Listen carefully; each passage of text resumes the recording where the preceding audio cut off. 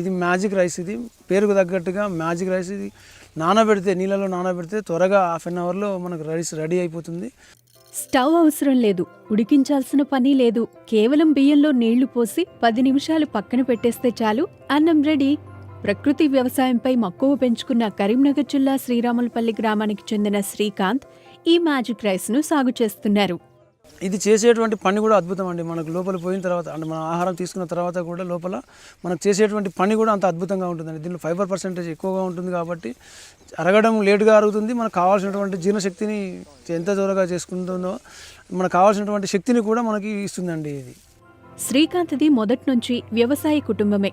దీంతో ఆయన చిన్ననాటి నుంచే సాగుపై దృష్టి పెట్టారు. మొదట్లో రసాయన ఎరువుల సాయంతో వ్యవసాయం చేశారు. తరువాత ప్రకృతి వ్యవసాయంపై దృష్టి పెట్టారు. సుమారు 9 రాష్ట్రాల్లో తిరిగి దాదాపు 120 రకాల దేశీయ వరి వంగడాలు తీసుకొచ్చారు. ఇప్పుడు పూర్తిగా సేంద్రియ విధానంలోనే వ్యవసాయం చేస్తున్నారు. కావలసినంత పెట్టుబడి సమయానికి అందకపోవడం, అలాగే కావలసినంత నీరు ఇది కూడా అందకపోవడం, ఇట్లాంటి సందర్భాలలో నేను ఈ ప్రకృతి వ్యవసాయం వైపు మళ్ళడం జరిగింది. ఈ ప్రకృతి వ్యవసాయం చేసేటువంటి క్రమంలో నాకు సుభాష్ పాలేకర్ గారు ఒక రేడియోలో తన ప్రోగ్రాం విని నేను ఈరోజు ఇంత వ్యవసాయం చేయడానికి నాకు కారణమైందండి. ఇది తాజాగా అస్సాం నుంచి శ్రీకాంత్ తీసుకొచ్చిన బోకాసాల్ అనే రకం బియ్యం అందర్నీ ఆకర్షిస్తోంది. పంట సాగు సమయం జూన్ నుంచి డిసెంబర్ కాగా 145 రోజుల్లో పంట చేతికి వస్తోంది. బోకాసాల్ బియ్యాన్ని కేవలం నీళ్లలో నానబెడితే చాలు, అన్నం తయారైపోతుంది. చల్లటి నీళ్లలో వేస్తే చల్లటి అన్నం, వేడి నీళ్లలో వేస్తే వేడి అన్నం సిద్ధం. బియ్యంలో సరిపడా నీళ్లు పోస్తే అరగంటలో అన్నంగా మారుతోంది. ఈ బియ్యంలో 10.73% ఫైబర్, 6.8% ప్రోటీన్లు ఉంటాయని Guwahati university, Indian council of agriculture research వంటి పరిశోధనా సంస్థలు వెల్లడించాయి. అంటే ప్రతి సంవత్సరం ఒక వెరైటీ తీసుకురావడం నాకు ఒక అలవాటుగా మారిపోయిందండి. సో ఇదే క్రమంలో నేను ఈ సంవత్సరం అస్సాం నుంచి వెళ్ళి మ్యాజిక్ రైస్ తీసుకురావడం జరిగింది. దీని ఒక ప్రత్యేకత ఏంటంటే ఇది జస్ట్ మనం చల్లనీళ్ళు కానీ తీసుకొని, ఒక గ్లాస్ వాటర్ తీసుకొని, ఒక గ్లాస్ బియ్యం తీసుకొని దాన్ని మామూలుగా ఒక హాఫ్ అన్ అవర్ 40 నిమిషాలు నానబెడితే మనకు అన్నం రెడీ అయిపోతుందండి. సో ఇట్లాంటి వెరైటీ ఇది కూడా అంతరించిపోతున్నటువంటి మన దేశీ వంగడాల్లో ఇది ఒక రకమైనటువంటి, ఇది అస్సాంలో పండుతుంది. ఈ అస్సాంలో ట్రైబల్స్ దగ్గర ఎక్కువగా దొరుకుతుందండి. ఇది ఆర్మీ వాళ్ళు ఎక్కువ యూజ్ చేస్తారు. ఈ మ్యాజిక్ రైస్ అనేది కర్రీస్ లేకుండా మనం తినగలిగేటువంటి ముఖ్యమైన వరి ధాన్యం అండి ఇది.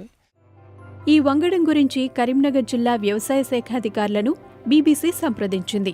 ఈ విషయం తమ దృష్టికి కూడా వచ్చిందని అధికారులు అన్నారు.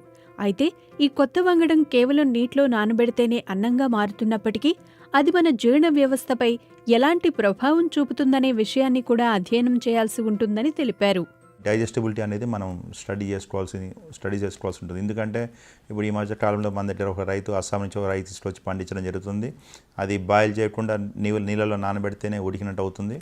సో అవి తినచ్చు, ఒకటి అంత బాగానే ఉంటుంది. తర్వాత మన డైజెస్టిబిలిటీ అంటే మనం మారుతున్న పరిస్థితుల దృష్ట్యా శారీరక శ్రమ అనేది తగ్గింది జనాలు. ఇప్పుడు మనము దాదాపు శారీరక శ్రమ అనేది బాగా తగ్గిపోయింది. కాబట్టి ఇటువంటి పరిస్థితులలో వీటిని తిన్నప్పుడు మనకు వాటిని అరిగించుకోగలమా లేదా అనేది కూడా మనం ఒకసారి చూసుకోవాల్సి ఉంటుంది. పూర్తిగా సేంద్రియ పద్ధతుల్లో శ్రీకాంత్ చేస్తున్న వ్యవసాయంపై ఎంతోమంది ఆసక్తి చూపుతున్నారు. ఆయన వ్యవసాయ క్షేత్రానికి వచ్చి విత్తనాలు తీసుకెళ్తున్నారు. దగ్గర 20-22 వెరైటీలు మాకు చూపించారు. అయితే ఇప్పుడు ఆరోగ్య సమస్యలు, ఫర్టిలైజర్ వేసి అంత బీపీలు, షుగర్లు ఇవన్నీ వస్తున్నాయి. మన వెనకటి అంటే పురాతనమైన వెరైటీలు చాలా చూపించారు.